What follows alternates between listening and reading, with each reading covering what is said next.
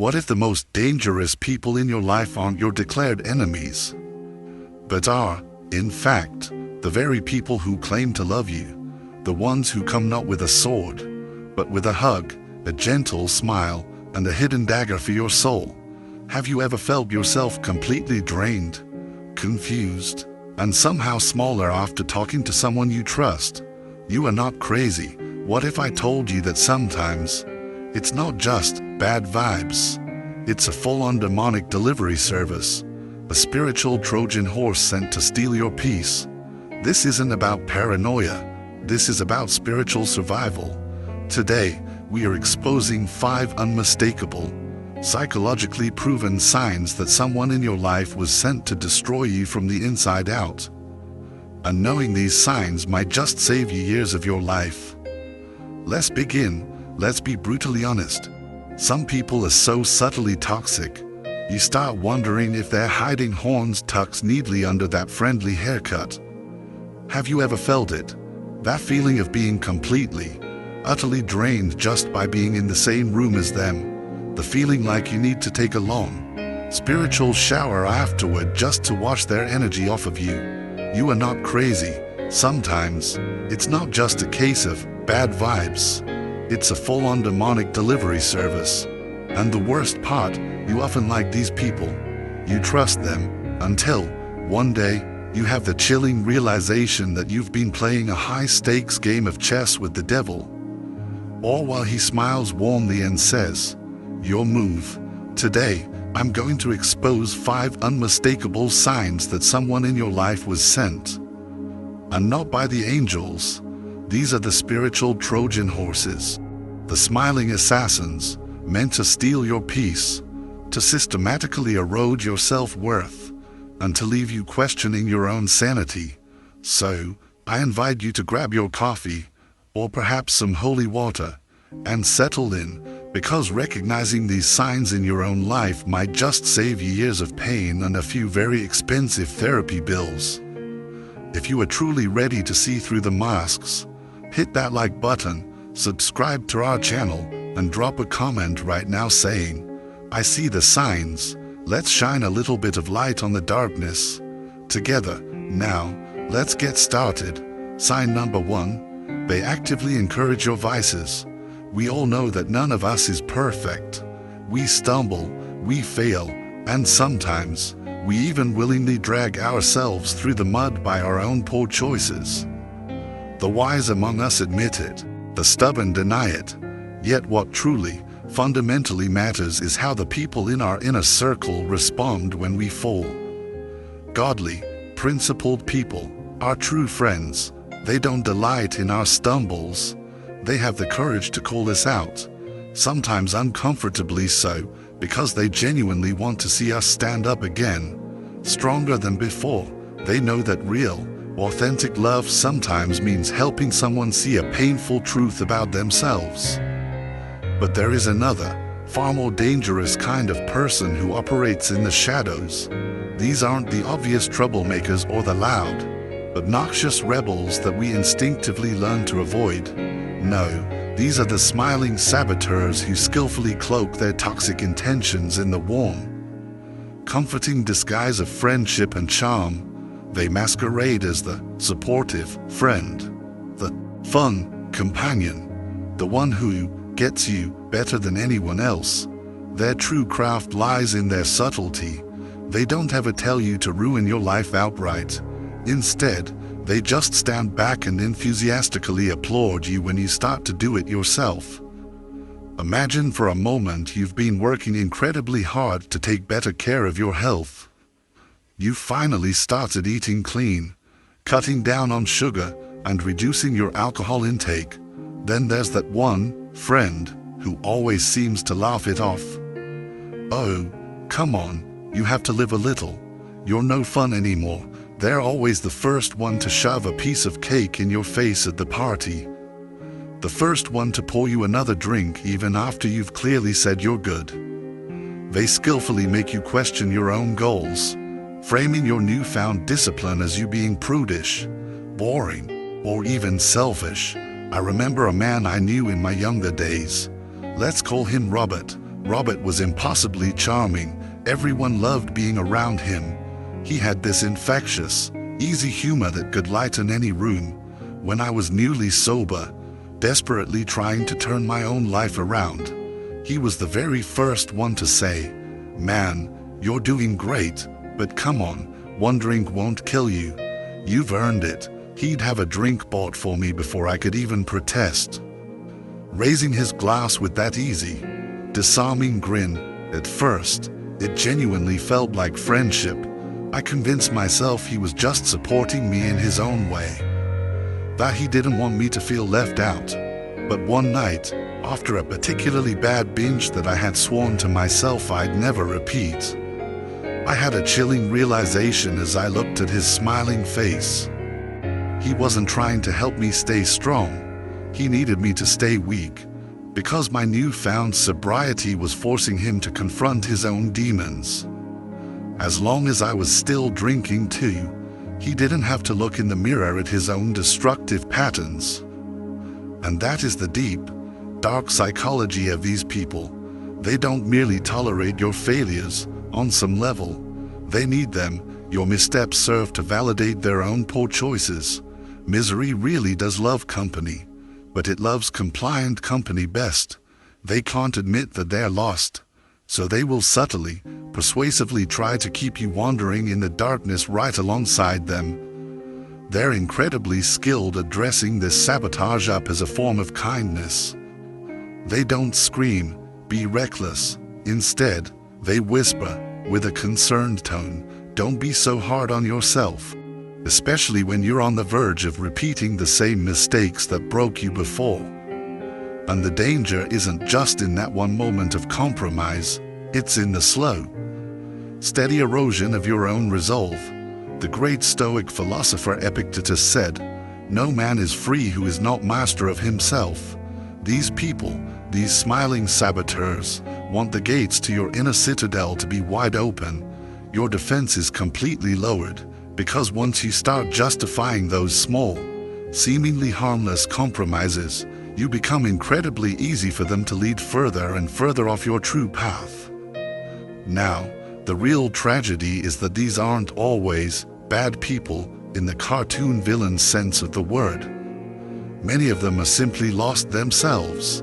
They are terrified of changing their own lives, so they subconsciously try to sabotage anyone around them who does.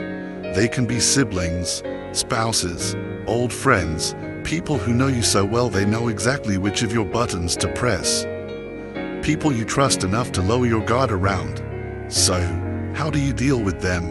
You don't rage at them or try to save them by force.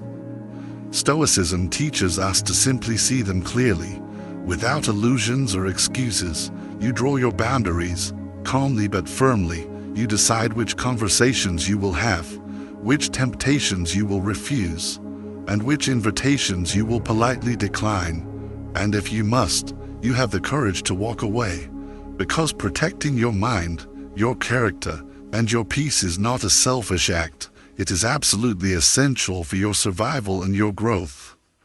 I share this not to make you paranoid, but to make you prepared. Think of someone in your life right now who always seems just a little too delighted when you compromise your values, who enthusiastically applauds your worst choices under the guise of friendship. Recognizing him is the first, most crucial step. Sign number 2, they invalidate your feelings and manipulate you with care. Did you know that some of the most destructive forms of manipulation don't look like force or aggression at all? They often look like deep concern, like profound love, and even like unwavering loyalty. That's the unsettling, powerful truth that most people only realize far too late. These tactics aren't the obvious, overt cruelty that makes you recoil and run. They are subtle, deliberate deviations from reality that, over time, can steer you so far off your own course that you barely recognize yourself anymore. Many of us have experienced this without even knowing it, chalking up our deep discomfort through our own oversensitivity, or even blaming ourselves for not being understanding enough. It often starts with someone making you subtly second-guess your own judgment. They'll say things like, "Oh, you're just overreacting," or "You're being way too sensitive," until you actually begin to doubt your own valid instincts. Maybe you try to share your worries about an unhealthy dynamic or a friendship with them, and instead of truly listening, they completely dismiss your feelings. Worse, they might insist that they're only trying to protect you when they begin to subtly control who you see, where you go, or how you spend your time. It doesn't come with loud threats or shouting matches. Instead, it's that quiet, patient, almost tender insistence that they know what's best for you, that your happiness is somehow dependent on you following their lead. This form of manipulation is especially cruel because, at first, it doesn't even feel like control. It feels like care. I've watched people in their 50s and 60s, wise in so many other ways, become reduced to constantly walking on eggshells around someone who claims to love them the most. They stop seeing lifelong friends because it upsets their partner.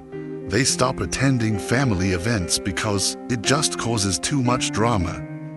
And slowly, almost imperceptibly, their entire world contracts until the manipulator is the only voice they consistently hear. It's a chilling psychological reality. The goal isn't to push you off a cliff, it's to gently nudge you, 1 degree at a time, so gently that you don't even notice you're drifting until you are completely and utterly lost at sea. This behavior is deeply rooted in their own insecurity and their insatiable hunger for power and control. The manipulator isn't satisfied with love that is freely given. They want a devotion that they can completely control. They will present their own opinions as the only objective truth, subtly twisting reality until you're no longer sure of your own. And they do it, not with open threats, but with an almost tender form of gaslighting. "I'm only trying to help you. You know I just want what's best for you. No one else in the world understands you like I do." Over time, you just stop challenging them, not because you agree with them, but because you're too exhausted to fight the constant, draining battle over what is real. Stoic philosophy offers a clear-eyed, powerful approach to this very problem. The Stoics teach us that while we cannot always control what other people do, we must, at all costs, fiercely guard our own minds. Epictetus said, "We are disturbed not by things, but by the views we take of them." The manipulator's ultimate goal is to hijack those very views, to convince you that their distorted reality is the only one that exists. The antidote, therefore, is profound awareness, seeing their tactics for what they truly are, and courageously refusing to surrender your own power of reason. Now, the solution isn't easy, especially when the person manipulating you is someone you love deeply.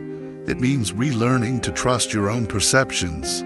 It means honoring your own boundaries, even when they call you cold or selfish for doing so. It means actively seeking out relationships that are built on a foundation of mutual respect, where disagreement isn't punished, and where your autonomy is valued, not feared. If you recognize these patterns in your own life, do not rush to self-blame. Manipulation is specifically designed to be invisible. The very fact that you're beginning to see it now is the first and most important step toward reclaiming your precious peace. Sign number 3. They actively sow discord and cause division. Some of the most damaging people in our lives are not the ones who yell at us, who threaten us, or who openly declare themselves our enemies. No, the most dangerous are often those who call themselves our friends, our confidants, who pull us close under the guise of deep concern, only to quietly, methodically plant seeds of doubt and division in our relationships. These individuals are masters of subtle, social sabotage. They specialize in those cozy, private confidences that later become ammunition, in those gentle nudges that eventually turn into deep rifts. And by the time you finally recognize the trail of destruction they've caused, they've often already moved on to their next performance of false loyalty and deep concern. Consider the way these people operate. They position themselves as your greatest, most loyal supporter. They encourage you to confide in them, painting themselves as the only safe harbor in your personal storm. Yet, every single word you share with them in vulnerability becomes a carefully chosen tool for their own manipulation. They might repeat your private fears to others, subtly out of context. They might twist your expressed worries into perceived betrayals. They actively fan the flames of any small conflict, all while keeping their own hands perfectly clean, appearing to be the innocent, concerned mediator. They thrive on the chaos and the division they create, because it places them at the absolute center of your world, as the indispensable advisor, the only one you can really trust. The damage they do isn't always loud or dramatic. It often spreads in quiet whispers, in sideways glances at a party, in carefully timed, concerned text messages that are designed to question the motives and the loyalty of the other important people in your life. This behavior is not a sign of simple gossip or immaturity. It is a profound, often pathological, form of control, by inserting themselves between you and the other people you care about. These manipulators ensure that they are the ones who hold all the power. They get to shape your perceptions, to decide who is right, who is wrong, who is trustworthy, and who isn't. And over time, they can become the sole gatekeeper of your most important relationships, the very filter through which you see those you love. And make no mistake, they aren't content to just ruin casual friendships. Their favorite targets are often marriages, close-knit families, lifelong bonds, anything strong enough to threaten their primary position of control in your life. Psychologically, these people are often driven by a deep, gnawing insecurity and a desperate need to feel important. They often cannot stand to see others form healthy, independent, one-on-one connections, because it excludes them from the powerful center of attention. And by skillfully inserting themselves between you and those you love, these manipulators ensure they hold all the power, shaping your perceptions and deciding for you who is trustworthy and who isn't. They become the sole gatekeeper of your most important relationships, the very filter through which you are taught to see the world, isolating you until they are the only voice you consistently hear. This insidious tactic is devastatingly effective, but it is often paired with another, even more personal form of attack, one that targets not just your external relationships, but your very own internal well-being. This brings us to sign number 4, the emotional vampire, a predator in disguise. Have you ever known someone who, at first, seemed like the answer to your prayers? A wonderful new friend, a kind and helpful neighbor, a relative who finally, truly seemed to understand you.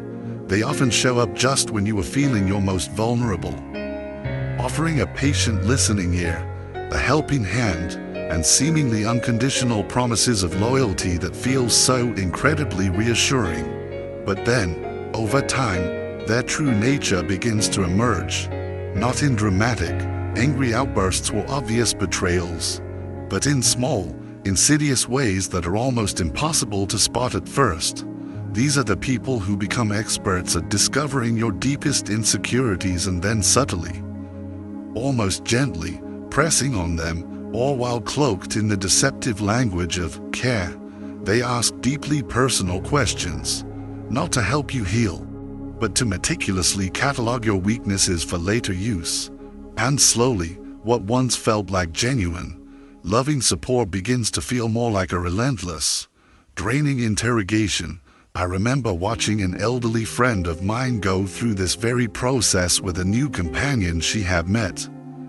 At first, he seemed like a godsend, always offering to carry her groceries, always asking how she was feeling, always volunteering to help her around the house.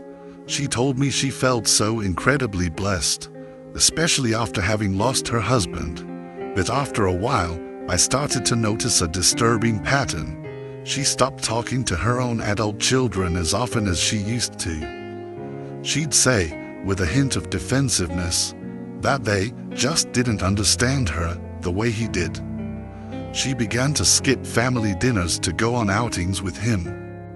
And if her own children ever gently questioned his intentions, she would become intensely defensive. He's the only one who has really been there for me, she'd insist. The reality was far darker. He had gradually, skillfully convinced her that her own family was selfish, that they didn't really care about her. He needed her to be isolated so that he could completely control her world.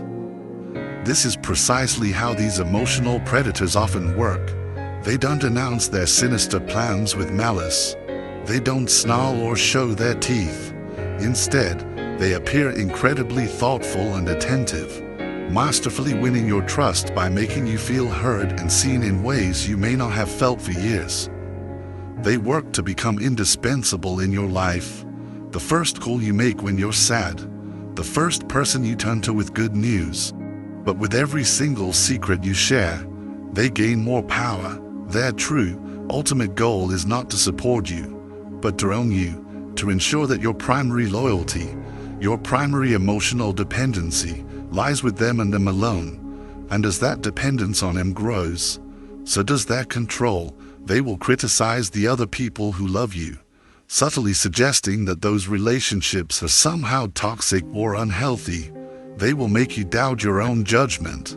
They will subtly shame you for wanting to spend time with anyone else. Psychologically, they thrive on creating a state of emotional scarcity by systematically draining you of your own confidence and methodically cutting off your other sources of love and support. They make you hungry, almost desperate, for their approval. You soon find yourself apologizing for imagined slights, bending your own values to avoid their disappointment, and constantly accepting the blame just to keep the peace. And the most tragic irony of all is that while you are desperately trying to fix the relationship with them, they are not interested in meeting you halfway. They only want your complete and total submission. It becomes a one-way exchange that will inevitably leave you feeling exhausted, demoralized, and spiritually empty. Stoic philosophy warns us to be vigilant gatekeepers of our own minds and hearts. Marcus Aurelius wrote that our mind becomes dyed by the color of its thoughts. When we allow these kinds of people to flood our lives with their narrative of doubt, fear, and self-loathing, they don't just change our mood, they begin to change our very essence. The Stoic solution isn't easy, but it is absolutely necessary. It means cultivating a brutal honesty about the true impact someone is having on us. It means daring to see the relationship as it is, not as we wish it could be. And it means accepting that some people simply cannot be negotiated with, reasoned with, or saved, because, on some deep level, they do not want to change. If you find yourself consistently drained, feeling smaller and weaker in someone's presence, that is not love or friendship. That is predation, and the most merciful thing you can do for yourself, and perhaps even for them, is to step back, to reclaim your mind, your peace, and the sense of self that existed long before their toxic influence took hold. This leads us to our final sign, number 5, the architect of anxiety, the purveyor of fear. It's an unsettling but well-documented psychological fact that emotions like anxiety and dread can be socially transmitted, spreading almost like a virus of the mind. You don't have to be a naturally anxious person to start feeling consumed by worry. All it often takes is prolonged exposure to someone who thrives on it, who constantly speaks in the language of doom and worst-case scenarios, until your own thoughts are no longer truly your own. And it's rarely obvious when this process begins. Instead, it unfolds in quiet, insidious ways that make it almost impossible to pinpoint the exact moment you stop feeling like yourself. You might even begin to believe that the pessimistic change in your own spirit is just a natural part of aging, or a necessary caution that life has forced upon you. But so often, that negative shift has been carefully, deliberately cultivated by an external influence, an influence that is determined to keep you feeling small, doubtful, and perpetually afraid. These people don't come into your life waving obvious red flags. They often come in as trusted friends, as wise confidants, even as loving family members who passionately claim to have your best interests at heart. They offer you advice that is nothing more than cleverly disguised sabotage. Instead of helping you to rationally weigh your options, they will painstakingly highlight every single potential risk until you become completely paralyzed by fear. Instead of celebrating your ambitious goals, they will subtly question your abilities and your intentions, sowing seeds of self-doubt that grow like a suffocating weed through every single decision you try to make. They aren't content with your simple caution. What they truly want is your complete, unquestioning obedience. And for those of us who tend to be conscientious or empathetic, this is a particularly dangerous dynamic. We are conditioned to listen, to consider, to try and see another's point of view. We often hesitate to call someone negative when they claim to be just, honest, or realistic. Even when their so-called truths are slowly, systematically choking our hope, this behavior is not harmless pessimism. It is a form of psychological manipulation aimed at establishing control. They skillfully craft a version of reality in which you desperately need their counsel to navigate the unsafe world they themselves have invented inside your mind. And over time, your own courage begins to wither. Your willingness to dream, to risk, to stand up for yourself, slowly diminishes. You might find yourself apologizing for wanting more out of life. You will second-guess the very instincts that once guided you so clearly. And worse, you might even forget that you were ever any different. The Stoics had a clear, powerful warning about this very danger. They taught that our thoughts are one of the only things that are fully, truly in our control, and so we must guard them as fiercely as a soldier guards a fortress. Marcus Aurelius wrote that our mind becomes colored by the thoughts we allow in, much like a white cloth takes on the color of the dye it is soaked in.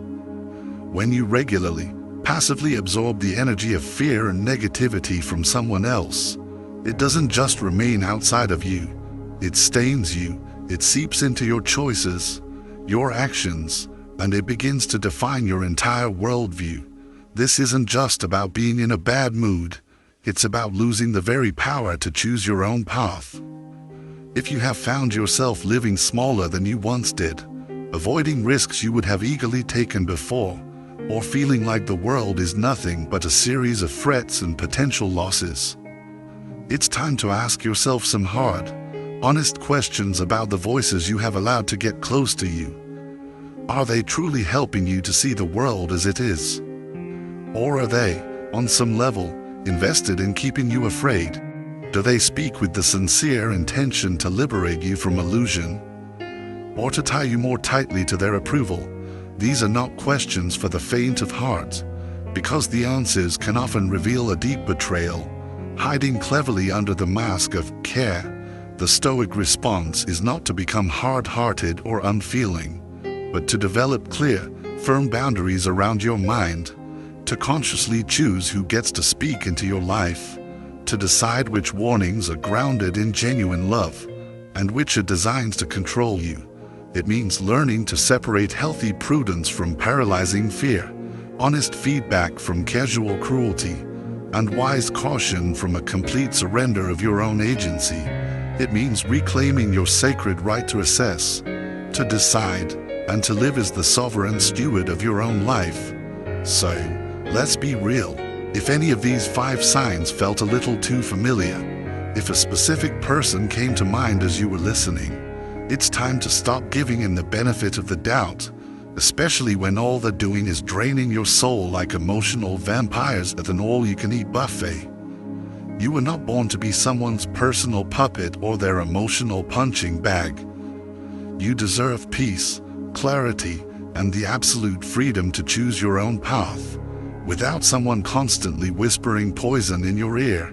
Recognizing these devil-sent saboteurs is the first, most crucial step to kicking them out of your life, or at the very least, showing them the door with a calm, firm smile that says, "Nice try, but not today."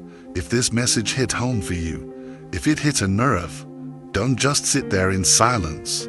Like this video, subscribe to our channel, and drop a comment telling me which of these 5 signs stood out to you the most. Let's build a space where we can call out this kind of nonsense together and support each other in standing firm in our own truth. Because trust me, once you truly see the game, you never have to play it again. Stay vigilant, stay strong, and I'll see you in the next video, where we'll keep unmasking the darkness with a little bit of truth and a whole lot of courage.